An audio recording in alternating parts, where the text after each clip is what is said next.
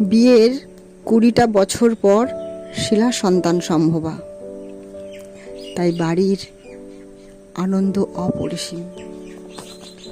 সময় মতো প্রসব হলো, মেয়েকে পেয়ে শিলা স্বর্গসুখ পেল। যত কষ্ট সব দূর হয়েছে। এই 20টা বছর ধরে যে কষ্ট, তার অবসান ঘটল। 1 মাসের আতুর কাটানোর নিয়ম পালনের অনুষ্ঠানে অনেক লোকের নিমন্ত্রণ করে খাওয়ালো। যারা তাকে বাজা বলে মুখ দেখে বেরোনো অমঙ্গল বলতো, তারাও এসে খেয়ে গেল। এতে শিলার মনের জ্বালা মিটল। তারপর সেই দিন আসলো।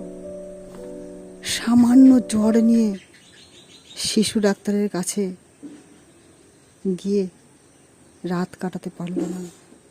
কি কারণে এমন হলো জানতেও পারল না। কোন অভিশাপ লাগলো ছোট্ট 1.5 মাসের শিশু, তাকে প্রাণ হারাতে হলো?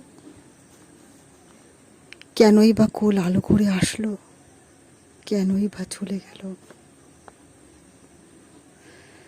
তারপর 20টা বছর পার হয়ে গেছে, কিন্তু শিলার আর কোনো সন্তান হয়নি। কথা ও কণ্ঠে কল্পনা মণ্ডল বিশ্বাস।